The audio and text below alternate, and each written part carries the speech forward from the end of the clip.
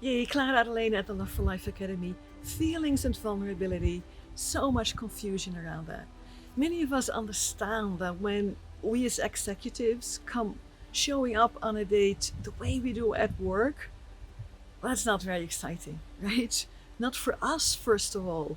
We want dating to be a place where we can enjoy our feminine and where he can be in his masculine, we can have that lovely interplay. Um, but we understand when we don't show up that way, it's not going to happen, obviously.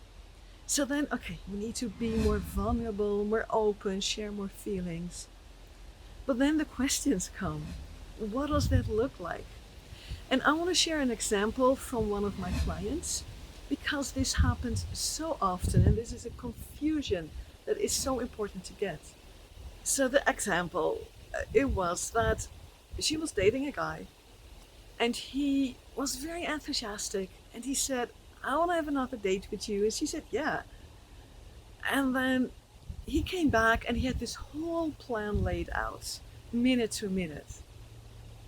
And she was like, this doesn't feel like fun. This feels like I need to fit into somebody's schedule. And then she was, how do I say that? I obviously need to say something and I need to focus on my feelings. If I start judging him, hey, you're being too organizing here, he's going to be defensive and that's not going to create connection. But if I go like, okay, how do I feel now? I feel kind of disappointed. Okay, and then I share that? Hey, I got your message and I actually felt really disappointed. Well, that's a fine line here. You could share that, but only if you really own that feeling. If you're aware that the disappointment is not because he did something wrong, he didn't do anything wrong, he gave his all. It was not what you wanted to have, but have you told him? So who are you really disappointed in? Yourself, right? You didn't take action. Now you don't need to go all beating yourself up. Hey, you're reaching out and I've been so stupid I didn't tell you what I wanted. Well, that's not very sexy either. But what we can do is really from a place of owning the feeling. So that could go something like, um, wow, I got your message and I saw the plan. And somehow, interestingly enough, for me, it evoked disappointment. When I say it this way, I own it, right? It's not you disappointed me, it's wow, I felt disappointment here.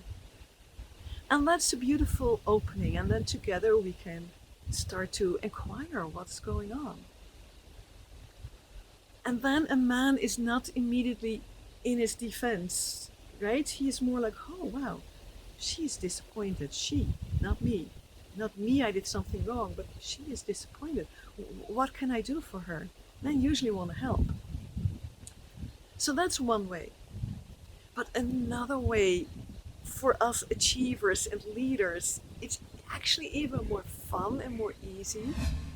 And it's not an either or. We also need this skill, right? But to say, okay, so I missed a beat here. Apparently, this is a guy who's pretty quick with making his plans. Well, let me join him, right? Let me let him know what it is I want.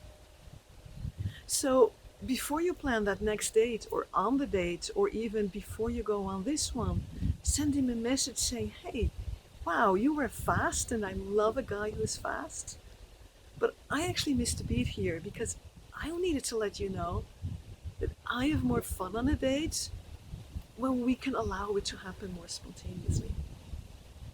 Are you up to, maybe keep the first part of your plan and then just let it go and see what wants to happen? So easy, so natural. But it's a big mistake. Women start blaming their man for something where they didn't take their own power. Now, it's totally understandable.